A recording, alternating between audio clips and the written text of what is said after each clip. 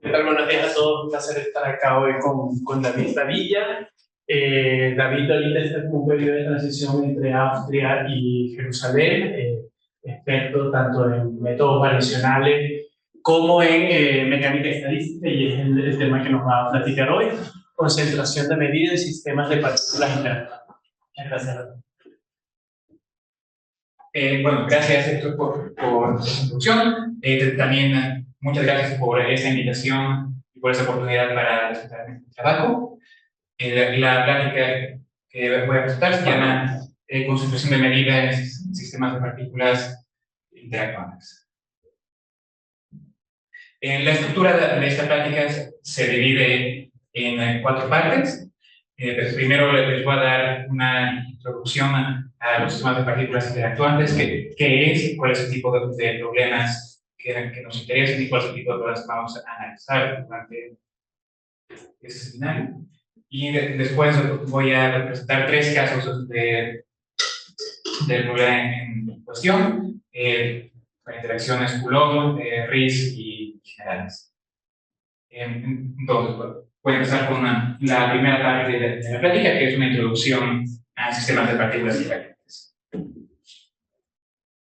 Ok, un sistema de partículas interactuantes es un sistema de partículas y hay dos fuerzas que definen a ese sistema. Una es una interacción repulsiva entre las partículas y otra es un potencial confinante externo independiente de la fusión entre las partículas. Ahora, la interacción repulsiva entre las partículas tiene el efecto de que las partículas se alejan y si no hubiera un potencial confinante serían todas al infinito. Entonces, si queremos tener un sistema no trivial, es necesario introducir un potencial confinante que contrarreste el efecto repulsivo de la interacción. Noten aquí que en el hamiltoniano el término de potencial confinante tiene un factor de n enfrente, y eso es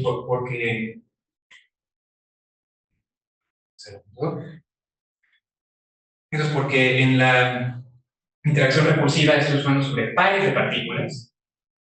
Eso significa que este es el primer término, es de orden n cuadrado, donde n es el número de partículas, y el segundo término, junto con el factor de n, también es de orden n cuadrado.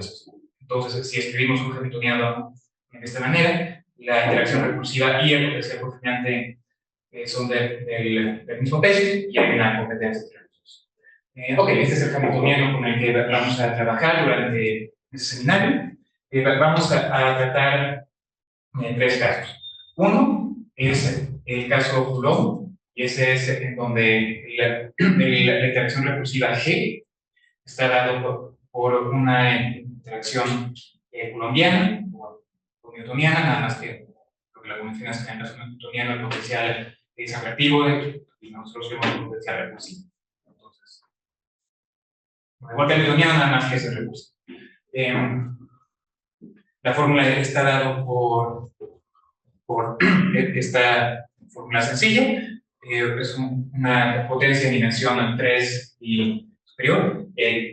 Otra cosa es que vamos a considerar un sistema de partículas en dimensión arbitraria. Entonces queremos escribir la fórmula para el potencial colombiano en dimensión arbitraria.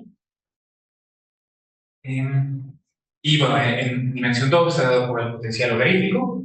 Lo que tiene en común todos estos casos es que el laplaciano de la interacción es una regla de Milhares. Es la solución fundamental a la ecuación de Laplace. Otro caso que vamos a estudiar es el caso de un potencial RIS, que es una generalización de una interacción colombiana. Y en ese caso la interacción está dada por una potencia, y por razones técnicas la potencia tiene que estar dada por una potencia T menos 2S con S, bueno, S menor que 1 en la dimensión 2 y mayor, o S menor que un medio en dimensión. Ok, ese es el caso RISC, es una generalización del caso Coulomb, es otro caso que vamos a considerar. Y el último caso que vamos a considerar es el de G siendo una interacción general, recursiva y localmente integrable. Que sea localmente integrable es algo crucial. Si la singularidad no fuera integrable, entonces es un problema esencialmente distinto.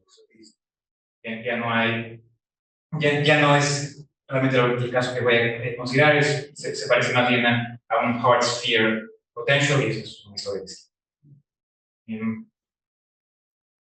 Bueno, la motivación para estudiar este tipo de sistemas, hay muchos. Vamos, claramente, este es un sistema para plasmas. Hay otras motivaciones que vienen de mecánica estadística.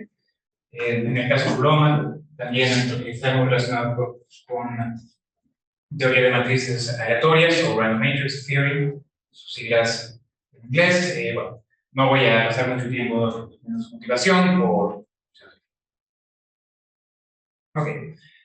Dado el hamiltoniano, podemos estudiar el sistema a temperatura cero. Hay problemas interesantes en ese sentido, pero lo que vamos a hacer es algo distinto, y es estudiar el sistema a temperatura positiva. En ese caso, la posición de las partículas no es algo determinista, es una variable aleatoria, y la densidad de esa variable aleatoria está dada por la medida de Gibbs. La medida de Gibbs es una medida de probabilidad en R d por n, donde d es la dimensión del espacio y n es el número de partículas. La medida de Gibbs está dada por esta fórmula, es la exponencial de menos beta por el hamiltoniano y multiplicada por la función de partición. Sí. Pues hay una pregunta en el chat. Dice, no sé si comentaste algo de la posible convexidad de Pico. Ok, sí, no estamos suponiendo que es una función convexa. Lo que necesitamos, vamos, en el caso ya sea Coulomb o RISC, se puede checar a mano si es convexa. En el caso general, no es algo que necesitamos suponer.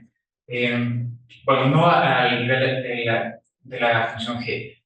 Por otro lado, lo que sí necesitamos, me voy a adelantar un poco. Lo que sí necesitamos es que este término, el límite de campo medio, eso sí es algo que vamos a necesitar que sea convexo. Entonces, tenemos que poner hipótesis sobre G que aseguren que este potencial, como un potencial sobre medida de probabilidad, sea convexo. Ok, pero bueno, eso responde a la pregunta de convexidad. Bueno, el potencial confinante, ¿Sí? debe pensar que lo confine en un espacio finito y que se queda fijo en n, o también puede ir creciendo, o debe ir creciendo. El potencial D es fijo. G y D son fijos. No depende de n. No dependen de n. Y eso es gracias a que tiene el factor de n enfrente. Una vez que introduzco el factor de n, entonces puedo considerar que G y D son fijos y no dependen de n. Podrías considerarlo y sería una generalización, pero incluso en el caso de G y B son fijos y no dependen de n, hay problemas. Incluso podría considerar una V que sea cero y más infinito fuera de la vector. Sí. Sí, ese es otro punto. Okay. Lo que significa que B sea un potencial confinante es que en infinito tiende infinito. Y eso es necesario para que la energía de partículas muy alejadas de origen sea enorme, y entonces para que haya un límite con energía finita, las partículas tienen que estar confinadas en un espacio finito. Entonces, B confinante, creo que lo que he dicho antes, significa que el límite cuando x tiene infinito de p de x es infinito.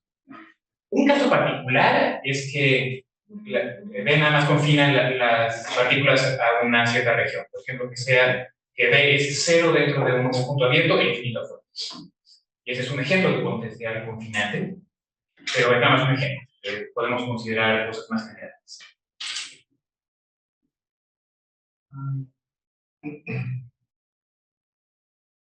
Okay. Entonces, a temperatura positiva, la ubicación de las partículas no es fija, sino que es una variable aleatoria, y es una variable aleatoria en RD por N, la densidad está dada por la medida de Gibbs.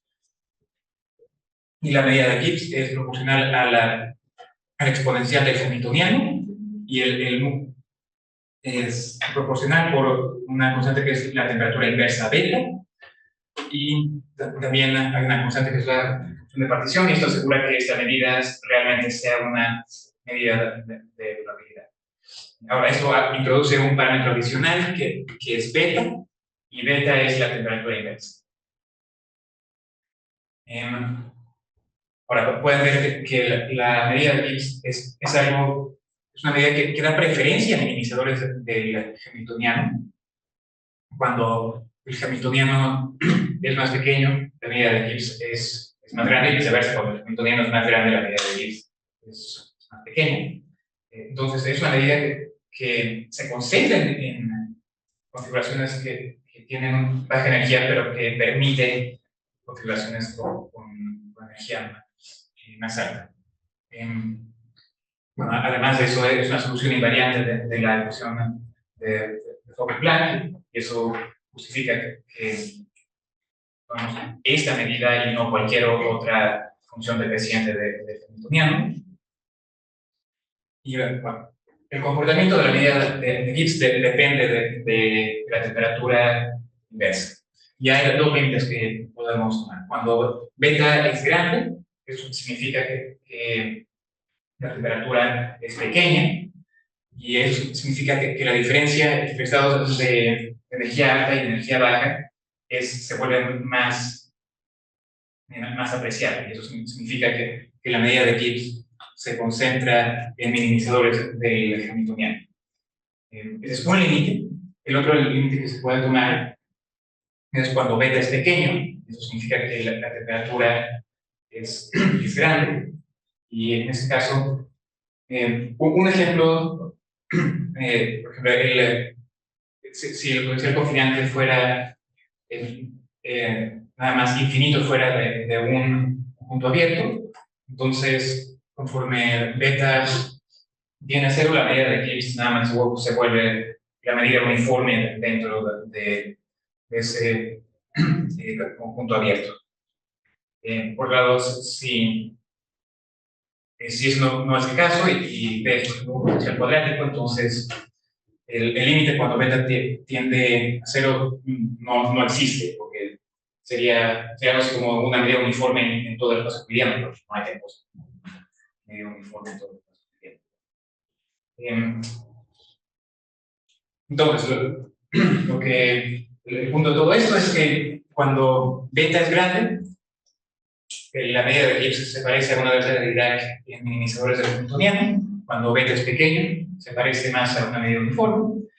Y el comportamiento interesante generalmente ocurre en medio, cuando la medida de Gibbs no es realmente ni una ni otra. Ok, el siguiente paso ahora es describir la densidad macroscópica de partículas bajo la medida de Gibbs, y ese va a ser el límite conforme n tiende infinito. Entonces va a ser una especie de ley de grandes. Ahora, ¿cuál es la densidad macroscópica de las partículas? Bueno, depende de la magnitud de la temperatura, depende de la magnitud. En el caso en el que beta es relativamente grande, es decir, que la temperatura es pequeña, para conocer la densidad macroscópica de partículas, podemos tomar el límite de campo medio del Hamiltoniano, eso lo denotamos EB. no hay ninguna ciencia para conseguir eso. ¿Sí? Pregunta. Pregunta en línea. ¿Los minimizadores del hamiltoniano representan algo en particular? Los minimizadores del hamiltoniano pues representan estados de mínima energía. Representan la posición de las partículas en el caso de temperatura cero. Gracias.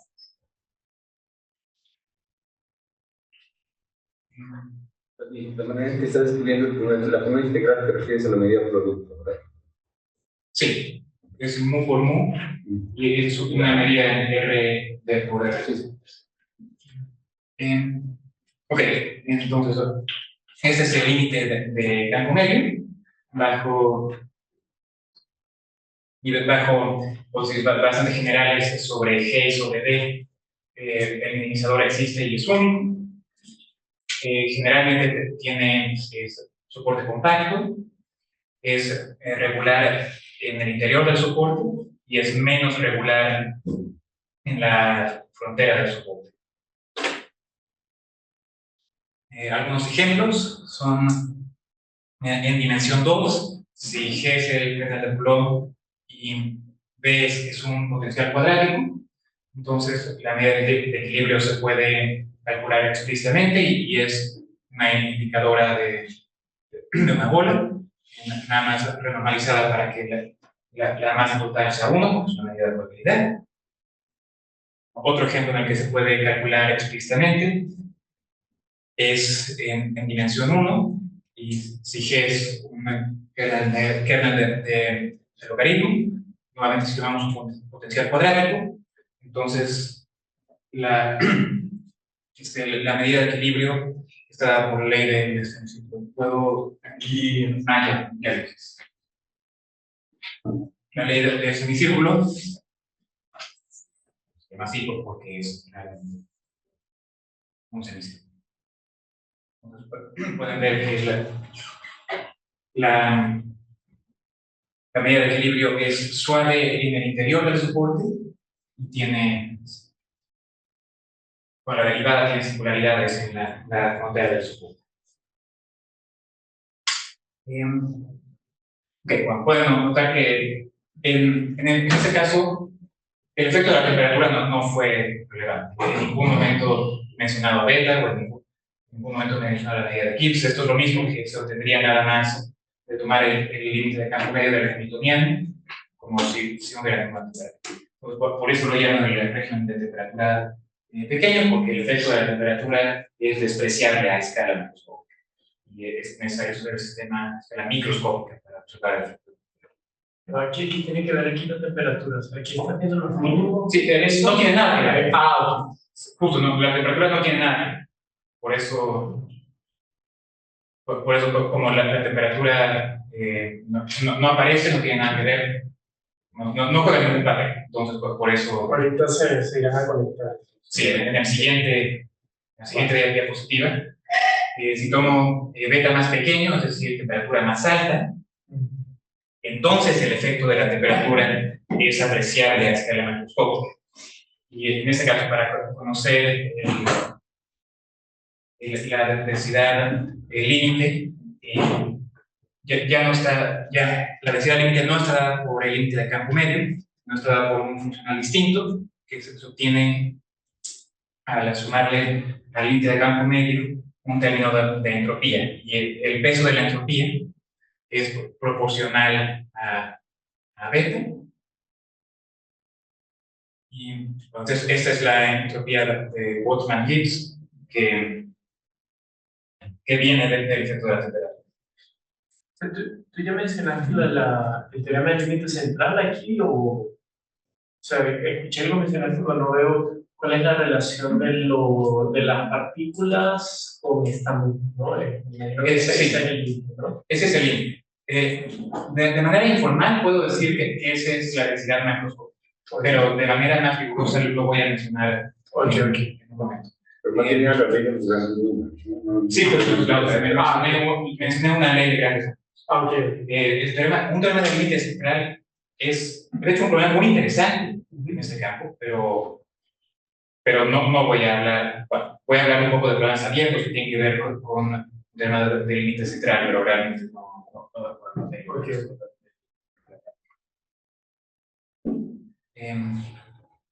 Ok, ahora, este minimizador, yo lo llamo la medida de equilibrio técnica, porque esa modificación proviene de la temperatura. A diferencia de la medida de equilibrio, la medida de equilibrio técnica es positiva en todo el RN, al menos si D no toma el valor infinito.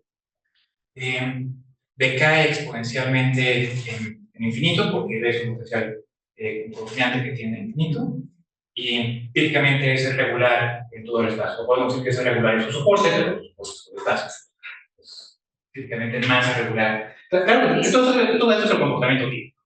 La regularidad exacta depende de G y de B, pero típicamente es más regular que la línea. ¿Sí? La expresión 9 tiene una interpretación intuitiva con Taylor, la extensión de Taylor, el segundo orden de dimensión. No lo había pensado como una expansión claro que se puede pensar para teta grande, se puede aproximar a la medida de equilibrio térmica de serie de Taylor como alrededor de la medida de equilibrio. Ya hay expansiones. Sí, es posible escribir a la medida de equilibrio térmica como una serie a partir de la medida de equilibrio. Ese es un trabajo de Scott Armstrong y Steve Stan. Pero eso tiene que ver con la medida de Gauss que estás usando, ¿no? Y el término de la entropía correspondería al término de segundo orden, justamente. El último término de la ecuación 9 correspondería justamente al término de segundo orden. Okay. No lo había pensado así. Pero podemos hablar más.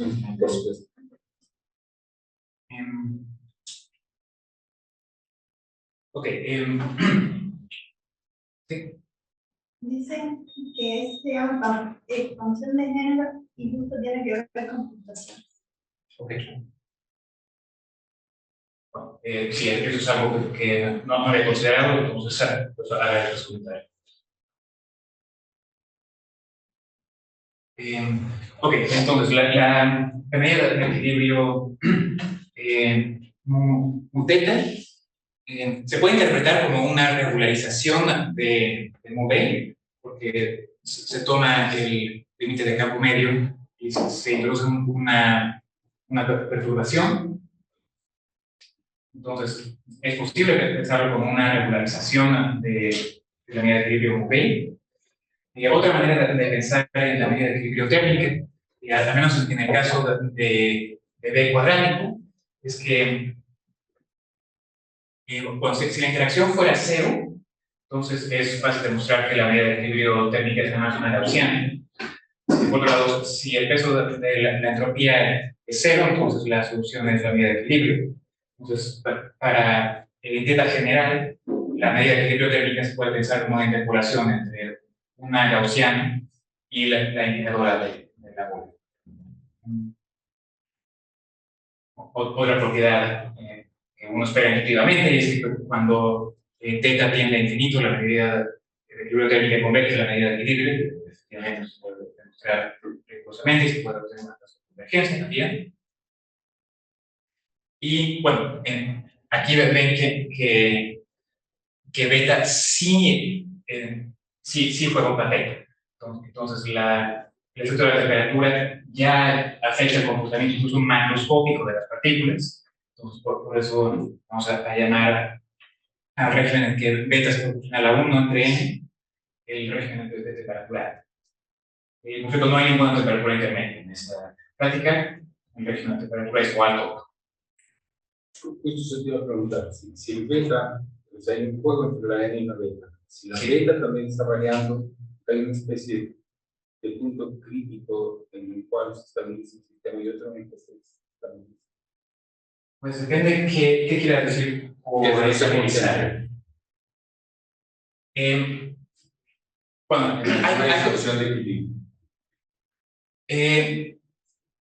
Pues la solución de equilibrio en el límite de densidad macroscópica, límite con alta probabilidad, siempre existe. Al menos si beta es o proporcional a 1 entre n o más grande. En el caso de que beta sea más pequeño, entonces es algo relacionado con algo que mencioné, que mencioné más temprano, que es que el efecto de la temperatura es tal que las partículas no están confinadas a un espacio finito y el límite no existe. Entonces, o sea, en el sentido de que no existe un comportamiento límite, sí esto pasa cuando beta es mucho más pequeño que 1. Y abre una pregunta. ¿Por qué la interpretación de la interpolación, el principio requiere que V sea cuadrática?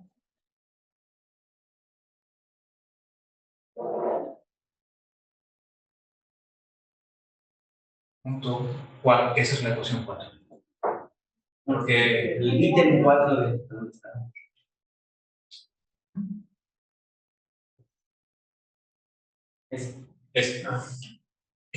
Porque si el potencial no es cuadrático, entonces en la medida de una interacción, la medida de equilibrio térmica no es una gaussiana. En general se puede pensar como una interpolación entre la medida de equilibrio y otra cosa que es esto, sería la menos de x dividido entre la integral de. Vale. Sí, general, sí, a que si era otra, otra medida, no la gaussiana, pero porque no se podría interpretar como una interpolación entre el límite, ¿no? Que sería alguna otra, o sea, b, me imagino cuadrática, te da nada más lo que va dentro del exponencial, pero me imaginaba que había otra límite, ¿no? Que podría estar pensando como el límite de la interpolación. Sí, en el caso, en el caso en el que el potencial no es cuadrático y en la ausencia de una interacción, entonces la medida de equilibrio térmica estará por, bueno, ya hay un factor aquí que eso entiendo. Este es en general la medida de equilibrio térmico. Obviamente, si D es cuadrático, entonces eso corresponde a una gaussiana, pero en un caso más general, la medida de equilibrio térmica se puede pensar como una interpolación, ya no entre una gaussiana, pero entre esta medida y la medida de equilibrio térmico.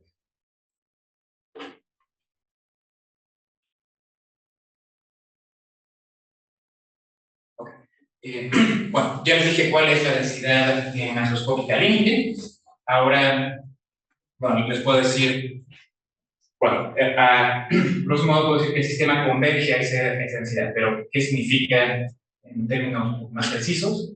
Bueno, a un nivel cualitativo, esto es fácil de describir.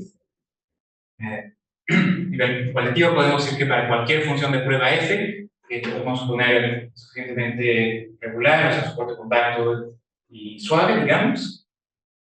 Entonces, para toda función de prueba podemos decir que la probabilidad de que la diferencia entre la medida empírica que definí aquí y la densidad límite integrada contra esa función de prueba, la probabilidad de que esa cantidad sea mayor que todo R, esa probabilidad tiende a 0 para toda R.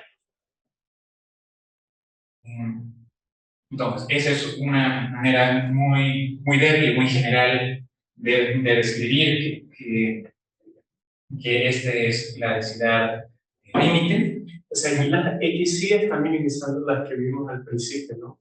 XY es nada más la posición de las partículas. XY, bueno, XY son variables cuya densidad está dada por la medida de X. Bien, entonces, sí, a lo mejor eso es algo que debí haber mencionado más al principio. Cuando escribo una probabilidad, siempre es la medida de X. Entonces, cuando digo la esperanza de algo o la probabilidad de algo, siempre es bajo la medida de X. Entonces, bajo la medida de Gibbs, la probabilidad de que esta diferencia sea mayor que R tiende a 0 para toda R y conforme ok, esa es una manera muy cualitativa de describir qué es la densidad límite. Bueno, lo escribí para la medida de equilibrio, en el caso de temperatura baja, pero pues, obviamente en el caso de temperatura alta Si reemplazo esto por un teta, entonces el enunciado. Ok. Este es un enunciado que es bastante fácil de probar, pero nos interesa tener una convergencia más cuantitativa del sistema a la densidad límite. Entonces, una pregunta que podemos hacer es ¿cómo depende esta probabilidad de n y de beta? Sabemos que esta probabilidad tiende a cero conforme n tiende a infinito, pero ¿cómo que tiende a cero? Polinomialmente, exponencialmente, ¿con qué rapidez? No, podemos poner que la tasa a la que tiende a cero depende también de beta. Entonces, esa es una pregunta que vamos a responder. La otra es ¿cómo depende esta probabilidad de R? Naturalmente, mientras más grande sea R, significa que la discrepancia entre la medida empírica y la medida límite es más grande, entonces podemos poner que la probabilidad va a ser más pequeña, pero de nuevo, ¿qué tanto más pequeña es? ¿Cómo depende esta probabilidad de la función de prueba f? Y resulta que muchas veces depende de f a través de su regularidad. Entonces, ¿cómo podemos unir la regularidad de f con esta probabilidad? Y otra pregunta es, ¿podemos obtener una convergencia de la densidad límite en alguna norma en vez de trabajar con funciones de prueba? Y si entonces, ¿en cuál norma? ¿A qué rapidez?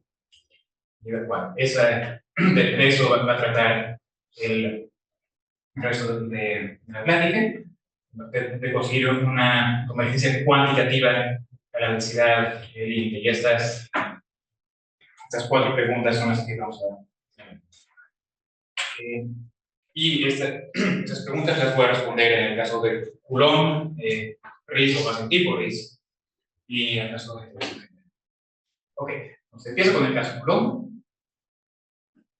Y lo primero que podemos observar es que podemos considerar a la medida de equilibrio térmica también en el régimen de temperatura baja. Temperatura baja o temperatura baja. Okay. Les acabo de decir que la medida de equilibrio térmica es el límite en el régimen de temperatura alta, y eso es cierto, pero por otro lado, este sistema, este funcional, es algo que hace sentido para cualquier valor de beta. Para cualquier valor de beta se puede demostrar la existencia de unicidad. Pues puedo considerar la medida teta para cualquier valor de n y de beta. Claro que la diferencia entre un teta en el régimen de temperatura pequeño o grande es que en el régimen de temperatura grande un teta es fijo, porque beta es proporcional a 1 entre n, entonces teta es fijo. En el régimen de temperatura baja, entonces teta tiene infinito, entonces un teta varía con n y converge a la medida de equilibrio conforme n tiene infinito. Y bueno, resulta ser, y esto no es algo que se pueda ver de inmediato, pero si uno hace las cuentas, resulta que la medida de equilibrio técnica, un teta, es una mejor aproximación a la medida empírica que la medida de claro que no hay contradicción con el límite de campo medio, porque un teta tiende a mover conforme n tiene infinito, entonces es consistente con que el límite sea la medida de equilibrio móvil. Entonces, ya no entendí cuál fue la topología que estás usando en el espacio de medidas de probabilidad para definir la existencia de la distribución. La topología que estoy considerando, bueno, voy a considerar varias, pero en ese capítulo, claro, la métrica acotada de Lipschitz. ¿La base está en algún tipo de métrica de Wasserstein, por ejemplo? ¿O? Se puede considerar la métrica de Wasserstein, pero en ese capítulo vamos a trabajar con la métrica acotada de Lipschitz porque esa topología que metriza la convergencia de medidas de probabilidad. Es posible trabajar con la métrica 1 Wasserstein. Hay un trabajo de Shafai, Hardy y Mayer que hace exactamente eso, pero no es algo que se vaya a hacer en este seminario. Ahora, por otro lado, la existencia y unicidad del funcionamiento teta no tiene nada que ver con la topología que escojamos.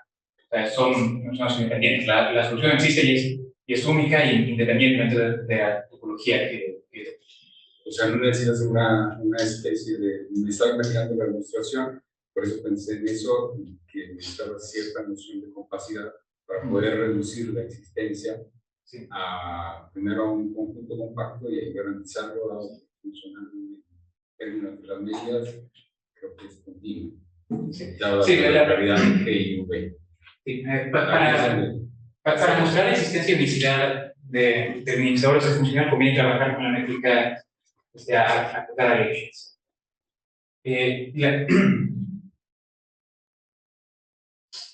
La manera de mostrar existencia y unicidad es primero mostrar coercividad, es decir, que una expresión de funciones cuya energía aproxima al ínfimo es precompacta en la topología acotada a Lipschitz. Eso es, para demostrar ello es necesario el tema de Corjoro. Y una vez que se puede mostrar que el módulo una sustitución es convergente en la métrica acotada a Lipschitz, se puede usar que el funcional es convexo y por tanto debidamente inferiormente es semicontinuo y eso no es la. O sea, la existencia y unicidad de minimizadores funcionales más o menos. Entonces se demuestra coercividad y semicontinuidad inferior.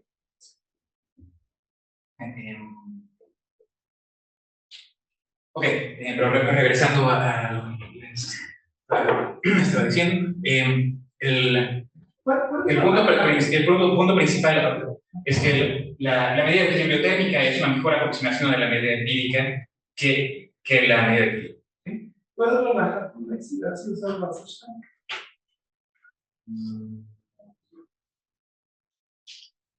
No lo pongo.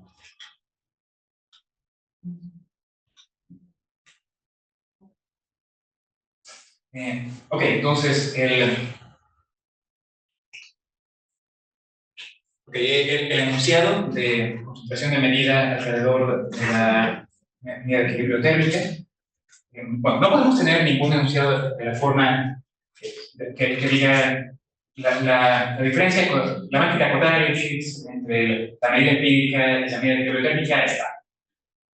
No se puede tener ningún enunciado determinista porque la posición de las partículas no es determinista. Entonces, lo mejor que podemos esperar es un enunciado que diga la probabilidad de que la diferencia sea tal es menor que tal cosa. Y eso es lo que demostramos, y eso es un ejemplo de lo que se llama una desigualdad de concentración. Entonces, podemos acotar la probabilidad de que la diferencia de la métrica acotada de Lipschitz, o el bounded Lipschitz, por si es en inglés, podemos acotar esa probabilidad por la exponencial de una cuadrática en R. Bueno, la norma acotada de Lipschitz se define de esta manera, para quienes no la han visto antes. Y bueno, si depende en detalle la cuadrática, que el término lineal es proporcional a n a la menos 1 entre d, y el término constante es proporcional a n a la menos 2 entre d. Eso en particular significa que para un cierto valor de r, digamos r estrella, la cuadrática es positiva. Eso significa que la exponencial de todo esto tiende a 0, y eso nos dice en particular que para un R estrella, la probabilidad de que esta diferencia sea más menor que R entre n a la 1 entre d, esa probabilidad tiende. Es decir, con alta probabilidad, la diferencia es magnitud n a la menos 1. ¿Sí? ¿Puedes comentar un poquito sobre la constante C en la exponencial? Esta constante C en la exponencial. ¿Puedes comentar un poquito sobre ella? No puedo comentar mucho porque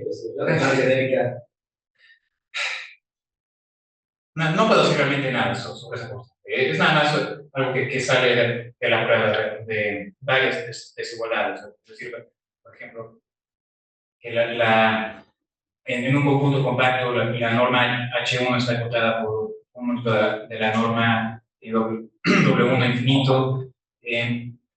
La constante C que se obtiene aquí no son. Entonces, si se quiere tener alguna información sobre esas constantes C, solo se tiene que seguir la prueba. Pero en términos de constantes, esta desigualdad no son. Entonces, no hay realmente nada especial.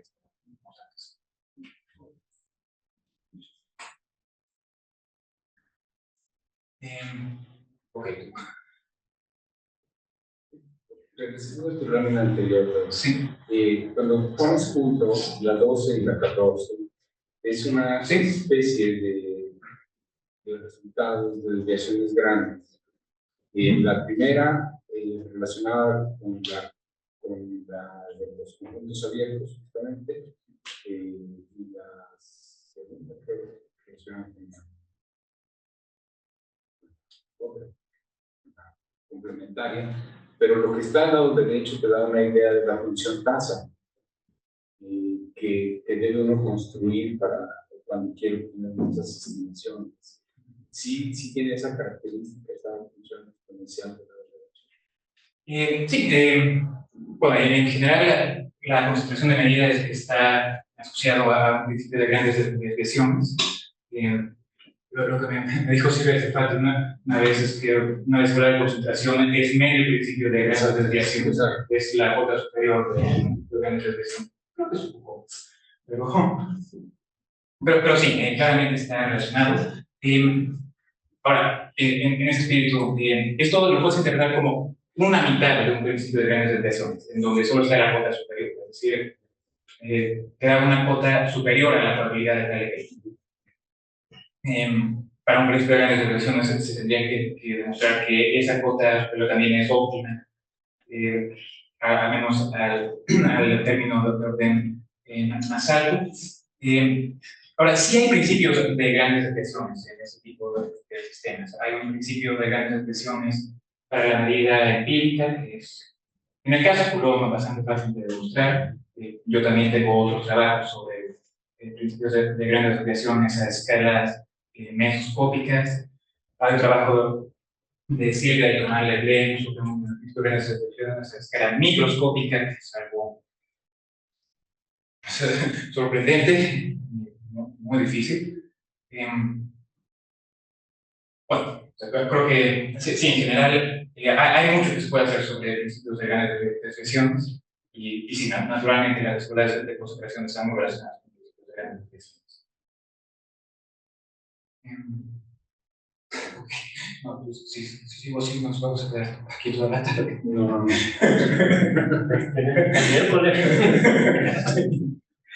Sí, tengo que empezar el autobús el miércoles.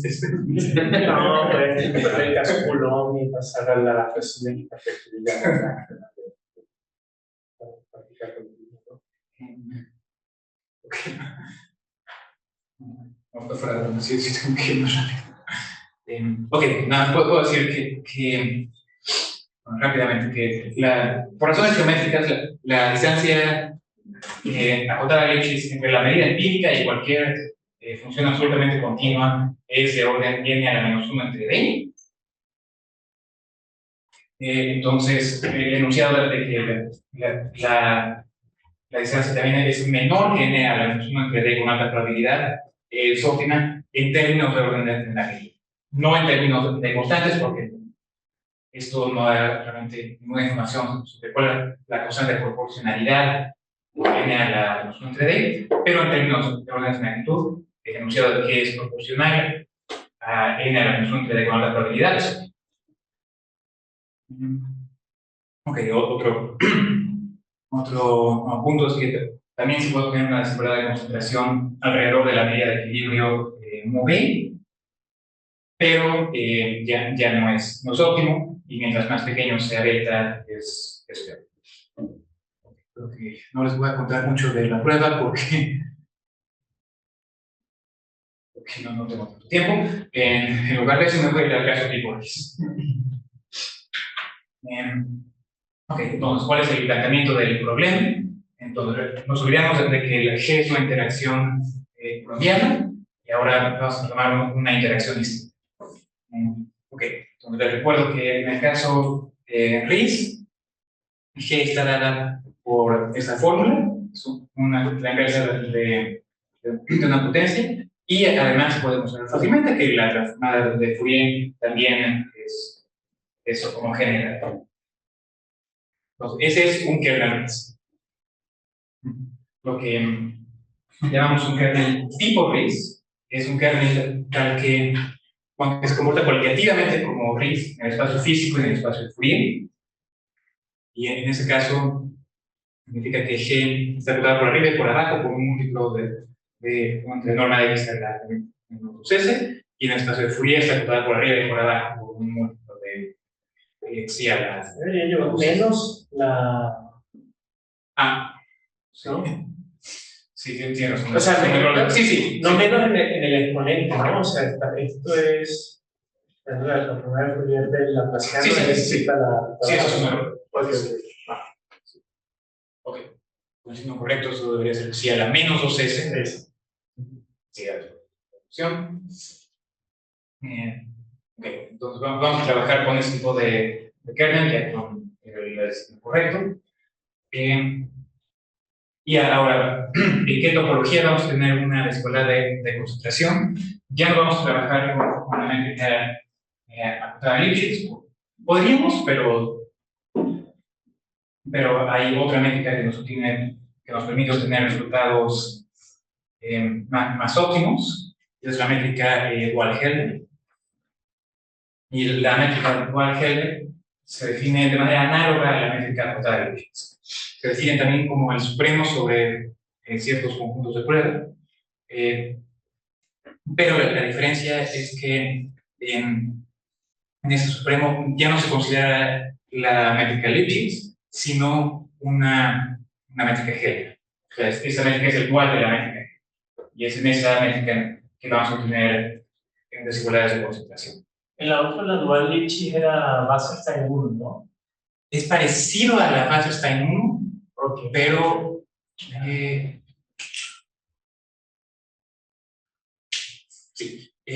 Si no estuviera este término de f en el infinito, sería la métrica Wasserstein 1. Okay. Pero sí, esa es la diferencia. ¿Y guardan relación?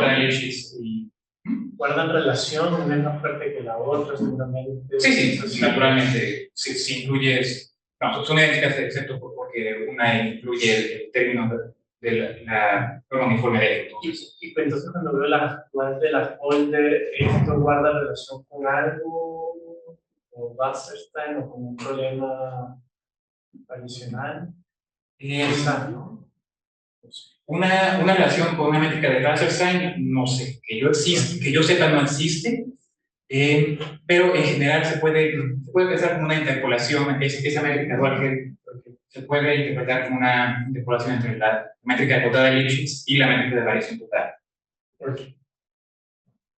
¿No tiene ningún sentido que esté por ahí escondido en la relación fraccionaria? Digamos, a través de la resolución fundamental de Laplace, pero aquí es la relación fraccionaria. Sí. Tiene unas propiedades. Sí, bueno, como mencionas, en el caso de Coulomb, G es la solución fundamental del Laplaciano, es decir, Laplaciano de G es una delta Dirac. En el caso Riis, G es una solución fundamental de un Laplaciano fraccionario, es decir, que Laplaciano a la S de G es una delta Dirac. Y esa propiedad es algo que se utiliza mucho durante las pruebas.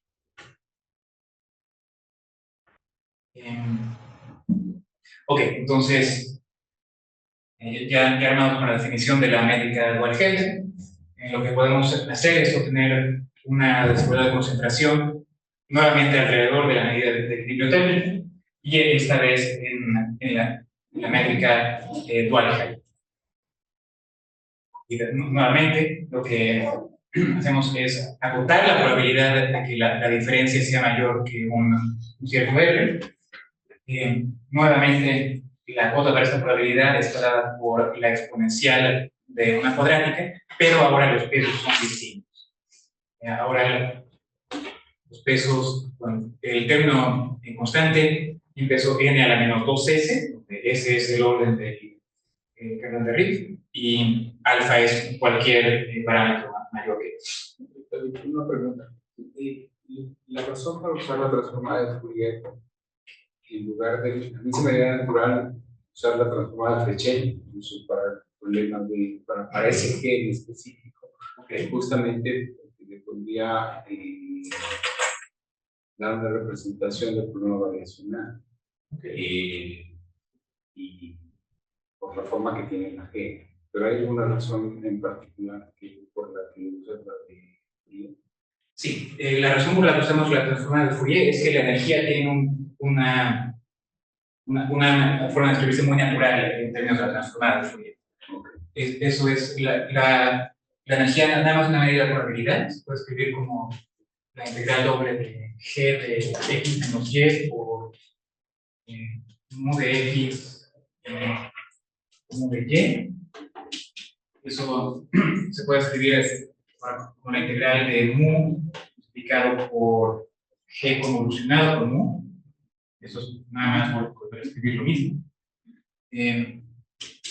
Luego se puede usar aquí el teorema de HL y entonces es cuando nos vamos al espacio de Fourier. Entonces, eso es el producto interior de estas dos funciones es lo mismo que el producto interior de las transformadas de Fourier, es decir, que mu por g convolucionado por mu transformada de Fourier. Luego podemos usar que la transformada de Fourier transforma la convolución en producto. Entonces, eso es lo mismo que g transformada de Fourier por mu cuadrado. Es decir, esta energía se puede escribir en el espacio de Fourier de esta manera. Y hay una manera muy natural de ir de una a la otra. Entonces, por eso es que escogemos trabajar con la transformada de Fourier.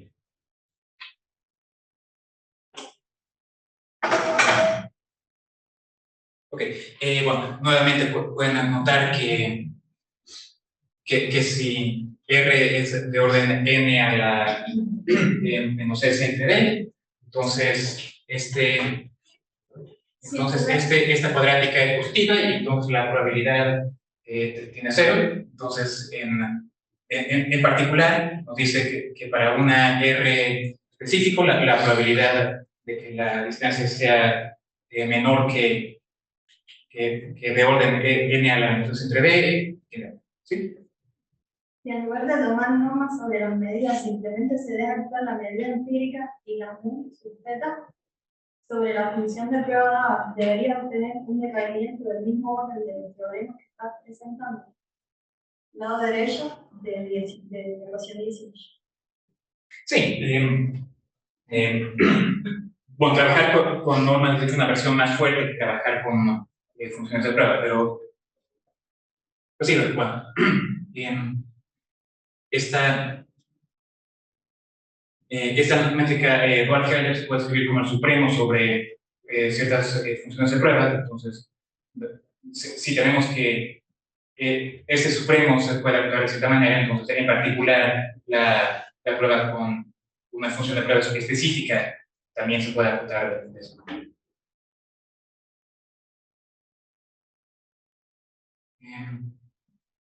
Ok. Creo que tampoco puedo decir mucho sobre la prueba de esto. Digo un poco sobre la optimalidad. En este caso, yo llamo a esta desigualdad cuasi óptima. Lo digo porque en este caso, lo que se puede demostrar por razones geométricas es que la distancia entre la medida empírica y cualquier función absolutamente continua mu, la métrica Dual-Heller de orden S, es mayor que n a la menos d entre s. Entonces, si tuviéramos el enunciado de que esta distancia es de orden n a la menos d entre s con cuanto a probabilidad, ese enunciado sería óptimo, pero tenemos algo ligeramente más débil, y es que esta métrica, la métrica Dual-Helder, pero con de orden alfa para cualquier alfa estrictamente menor, estrictamente mayor que S, es de orden n a la menos n3. Entonces, por eso digo que este enunciado es cuasi óptimo. Si pudiéramos ir al endpoint donde alfa es igual a S. Pero podemos preguntar, bueno, ¿qué causa esta diferencia? Porque en el caso de Coulomb podemos es óptimo y se puede tomar a alfa igual a S y en el caso de Race no. Y la diferencia tiene que ver con análisis funcional. La diferencia es que en el caso de Coulomb podemos ver que la norma H1 está acotada por la norma Lipschitz en conjuntos compactos, pero en el caso de Race solo tenemos que la norma HS está acotada por la norma Helder para alfa estrictamente mayor que S. Entonces, en el corazón de esta diferencia están estas desigualdades. Tampoco voy a decir mucho sobre la transformada de Laplace. Y bueno, lo último que voy a hacer es hablar ahora del caso general. Es decir, donde G es una interacción general. Ok, bueno, primero, ¿cuál es la motivación para hablar de este tipo de sistemas? Por un lado, creo que es una generalización bastante natural, pero una motivación más práctica tiene que ver con AI y Machine Learning. Y el vínculo es algo que notaron Van den Eyden y Rotzkopf. Un problema frecuente en AI y Machine Learning es aproximar una función S de altas dimensiones y aproximarla con funciones de prueba dadas. Es decir, más específicamente, tenemos una función f de la cual se tienen mediciones parciales y se quiere escribir como una combinación de phi i, que depende de variable del espacio x y de un cierto parámetro p. Y lo que tiene que hacer en este problema es ajustar los parámetros p i. Estos parámetros frecuentemente se ajustan mediante un algoritmo de descenso gradiente estocástico, o TGE. Y lo que notaron Rotzkopf y Van den Eyden es que el comportamiento de esos parámetros PI bajo algoritmo de DGE es lo mismo que el de partículas bajo una interacción recursiva y un potencial coeficiente. Entonces, hacer esa analogía entre parámetros y partículas, primero, permite definir un algoritmo en el que la medida empírica evoluciona sobre un relieve convexo, que es pues, muy importante si nos está haciendo un descenso gradiente. Y por otro lado, permite demostrar una tasa de convergencia libre.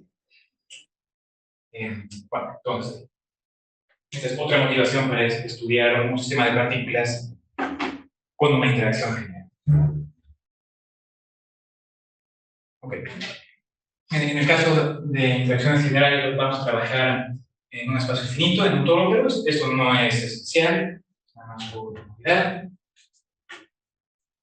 Y las interacciones G con las que vamos a trabajar son G que están acotadas, cuyos coeficientes de Fourier están acotadas polinomialmente por arriba y por abajo, pero con coeficientes distintos. Si están acotados por arriba, un polinomio de orden en gamma, y por abajo un polinomio de orden. Y en este caso vamos a trabajar a nivel de una función de prueba, que no hay ninguna métrica que esté naturalmente asociada. Vamos a trabajar directamente con esa diferencia, la integral de f contra la diferencia de las medidas, en vez de tratar de tratar la diferencia en alguna. Ok. Entonces, nuevamente podemos tener una desigualdad de concentración. Dice que la probabilidad de que la fluctuación, y la fluctuación lo defino aquí en la función 16, la probabilidad de que la fluctuación sea mayor que un cierto R, dado nuevamente por exponencial de un problema cuadrático en R. Esta vez los términos finales y constantes son más complicados, pero el leading order está dado por esta expresión que ven aquí. Ahora, el error es más complicado, pero es explícito, se puede escribir explícitamente. Se me olvidó que era el H medio. Ese es un nombre definido. Ah, Es un operador pseudo-diferencial que está dado en términos de interacción. Lo voy a definir en la diapositiva que está. Sí, bueno, también puedo notar que el leading order, la constante está dada por la norma L2 de un operador pseudo-diferencial aplicado. Y lo puedo decir más de eso que sigue. Pero el error es polinomial y depende de qué tan singular sea G y de qué tan regular sea. Pero bueno, el término más importante es S, la norma L2 de este operador. Ahora, este operador es un operador pseudo-diferencial que está dado en términos de los coeficientes de Fourier de esta manera, multiplicando cada uno de los coeficientes de Fourier por la raíz de G sub R. ¿Sí, ¿había una pregunta? Creo que en la ecuación 27 ¿Sí? no se podrá mejorar a igualdad. Sin las ciertas condiciones. Sí, eso. Sí, básicamente la razón de tener un término tan feo, o bueno, no feo, pero poco común, aquí la norma L2 de H menos un medio, es que esa expresión del término óptimo, al menos en algunos casos, y localmente, esa expresión aquí es óptima. Entonces sí se puede demostrar que en el término más alto, esta probabilidad también está por abajo por exponencial de lo mismo. Ok, y si creen que este operador es muy raro, puedo decir que en los casos comunes se reduce a algo bastante sencillo. En el caso de que G es el kernel de Coulomb, eso es simplemente la norma del gradiente, módulo de una constante, quizás, pero no importa. En el caso de un kernel de Ritchie, que está dado por la norma L2 de la fraccionario, e incluso en el caso general, este operador está adaptado por arriba y por abajo por normas de una relación fraccionaria.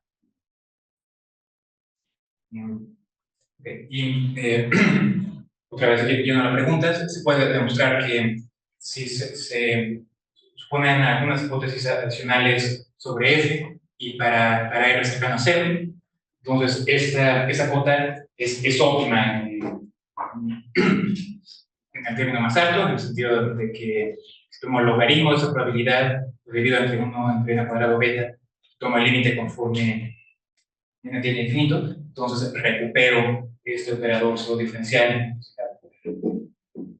Y creo que ya de por sí me pasé de tiempo, entonces no les voy a hablar mucho sobre la prueba. Nada más les puedo decir, me voy a resumir en perspectivas.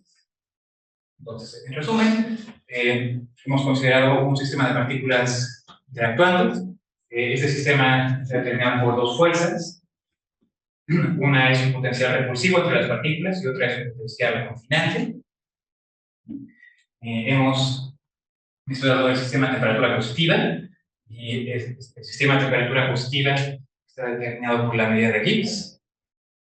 Y el problema que estudiamos fue la de tener una tasa de convergencia a la línea de campo medio. Y hemos cuantificado esa convergencia mediante desigualdades de concentración.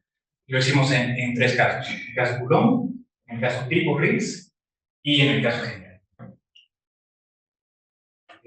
Ok, ahora, ¿qué perspectivas hay sobre este tipo de problemas?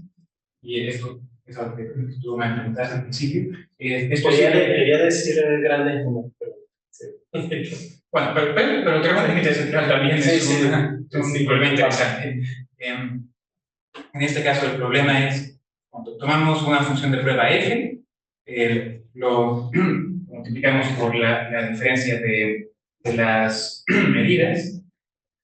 El problema es, primero, encontrar el escalamiento apropiado para que esta cantidad tenga un límite no trivial. Y segundo, si el límite es no trivial, entonces es natural que va a ser una gaussiana. Entonces, el chiste es después encontrar la media y la varianza de esa gaussiana. Ese trabajo no sirve para resolver este problema porque sirve para contar esta cantidad con alta probabilidad, pero no sirve para decir cuál es el límite. Ese es un problema que incluso en el caso de Coulomb es bastante complicado. Que hasta hace poco solo se había considerado dimensión 1 y 2 y un trabajo en dimensión 3 y superior es muy reciente. Incluso en el caso Riggs se ha tratado solo en el caso periódico y en dimensión 1, también es un trabajo muy reciente. Bueno, ese es el final. Práctica de la presentación.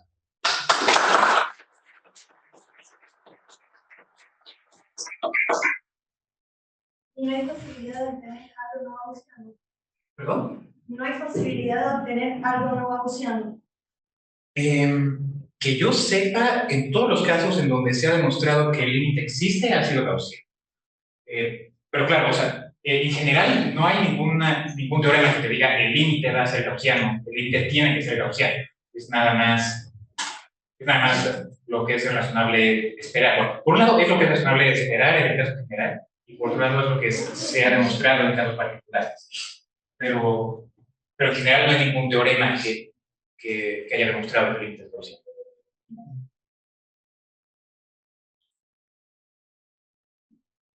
Dos preguntas. Una, en tu resumen hablas de haber estudiado un sistema de partículas, ¿verdad? Digamos, una motivación de la mecánica cuántica es, digamos, encontrar, por ejemplo, unas estructuras estables, digamos, para minimizar esta aceleración. ¿Han visto alguna relación de estas técnicas con la interpretación realmente física, digamos? Los nuevos materiales se están generando de minimizadores funcionales. Ese es el punto número uno, estudiar estados estables con temas particulares.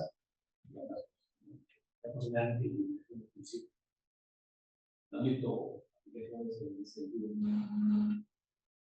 Aplicaciones, cuando mencionas sistemas cuánticos, sí, hay trabajos también sobre sistemas de Coulomb cuánticos, nada más que, pues, el caso cuántico desde el principio es totalmente distinto. El hamiltoniano ya no actúa sobre posiciones de partículas, sino actúa sobre estados canónicos, y entonces ya no es o sea, la solución ya no es un sistema de posiciones, sino es una función en L2 cuyo cuadrado te da la distribución de probabilidad de las partículas. Es un problema interesante y ya hay trabajos al respecto.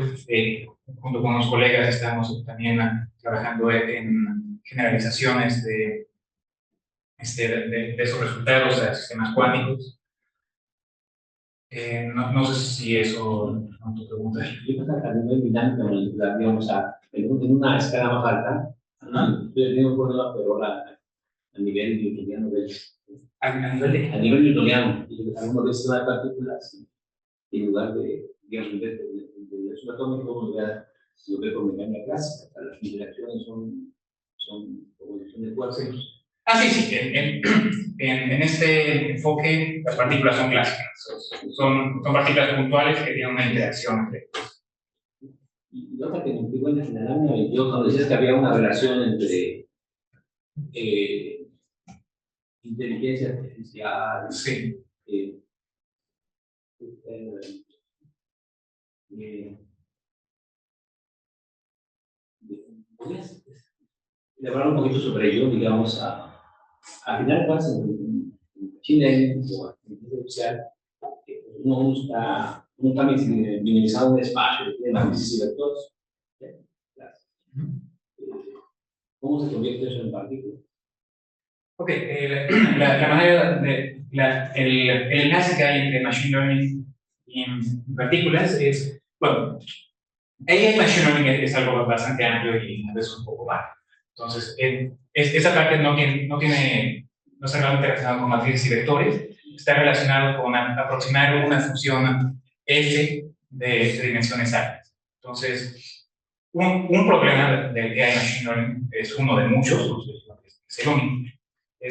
F es una función de altas, definida en un espacio de dimensión muy alta y posiblemente cuyo dominio también es un espacio de dimensión muy alta.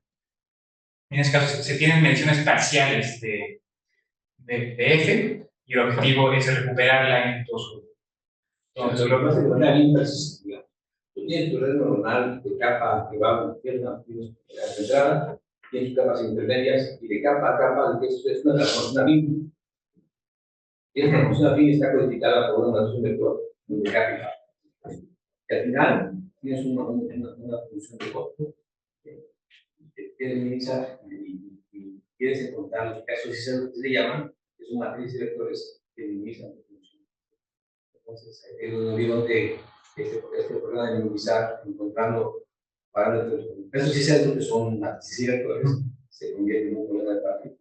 Sí, bueno, ese es un problema del AI Machine Learning, pero el problema de AI Machine Learning que está relacionado el sistema de partículas es otro. Quizás es posible plantear un problema de redes neuronales en estos términos, eso no sé. Pero al menos a priori el sistema de partículas está relacionado con aproximar una función de altas dimensiones con funciones de bases de datos. Si este problema se puede relacionar con redes neuronales múltiples, es posible. Y está el artículo de Roscoe y Van den Eyden. Está publicado en Communications on Pure Mathematics. Es muy reciente, después de, bueno, creo que sí, después del año 2020. Y probablemente.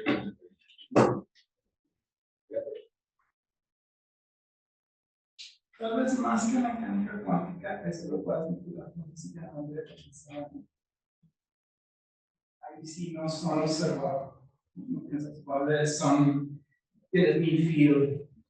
Los potenciales residuos de interacción como el condensado de los Einstein, más o menos. Otra cosa, cuando tienes problemas ahí con software, ¿no has intentado BESO o Boolean Spaces para mejorar? Digo, ya estás en Fourier. Para tus estimadores me refiero. Porque el software te va a limitar mucho eso, ¿sí? ¿Cierto? Entonces, tal vez ya que estás ahí, intentar BESO o Boolean, un poquito más de análisis armónico, podría ayudar a mejorar los estimadores. Ok, bueno, en el caso de Coulomb, la desigualdad que obtuvimos es óptima en términos de orden estándar. Entonces ahí, Sobolev o Besov, pues no hay realmente mucho espacio para mejorar. En el caso RIS, la razón por la que la desigualdad no es óptima es.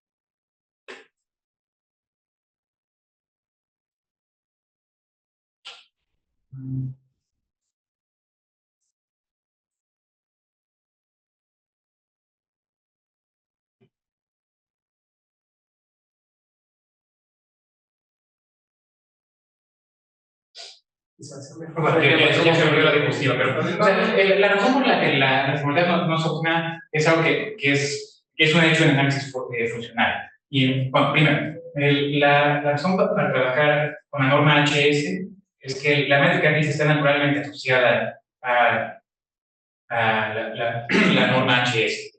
Se puede mostrar muy fácilmente que si este G ahora es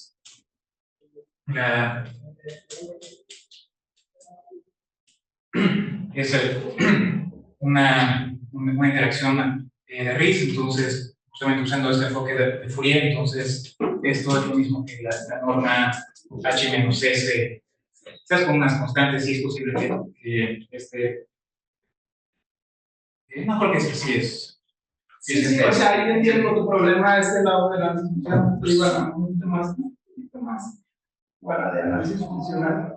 ¿Qué te hace pensar específicamente? No, o sea, a lo mejor pudiera ser. Quizás, pero si tuvieras una razón concreta para pensar que espacios de Mesov pueden llevar a estimaciones más óptimas, puede ser interesante. En ecuaciones dispersivas, cuando usas Mesov o hasta partes fraccionarias de sobre espacios fraccionarios. O sea, sí te da posibilidad de mover un poco más. Pero quién sabe, ¿verdad? ¿Quién sabe? O sea, sí, bueno, esto es algo bastante distinto de una ecuación dispersiva. Y cuando digo Sobolev, incluye Sobolev fraccional. O sea, el obstáculo de fraccionalidad no es realmente un obstáculo. Es parte de la dificultad de la no localidad de la relación fraccionaria. Sí, esa es una dificultad en la prueba que es quizás la principal dificultad, ¿no? Sí. Y se tiene que trabajar bastante para lidiar con esa dificultad. Sí. De hecho, puedo. Perdón. Sí, no hay ningún problema, ya estoy bastante. Puedo poner encima del tiempo, pero. Sí, justo. Un problema importante es que incluso en el caso Coulomb, la norma H-1 no es local. Y una dificultad de eso es que es posible restringir una función y que la norma H-1 sea más grande. Y eso en el caso de un espacio Sobolev es, por supuesto que no pasa. Es algo tan obvio que uno ni siquiera lo piensa. Entonces, si se toma la norma L1 o L2 o la métrica infinito, de una cierta función y uno restringe a un subconjunto, pues obviamente que la norma de la restricción solo puede ser más pequeña, no hay nada que pensar. Pero en el caso de la norma H-1, como no es local, ese no es el caso. Es posible que se tiene una medida mu, se restringe a un subconjunto K, y la norma H-1 es estrictamente más grande que la norma H-1 de la medida en todo el espacio. Y esto pasa para la norma H-1, también para la norma H-S, y sí, esto es una dificultad bastante grande en la prueba. Esta no localidad sí es un punto muy importante en la prueba. Sí, o sea, no me refiero, por ejemplo, cuando podemos cortar ese numéricos y ya igual el doctor David estará con nosotros hasta el miércoles y ya podemos. El caso de eso sí que no está contemplado. Muchas gracias, doctor David, por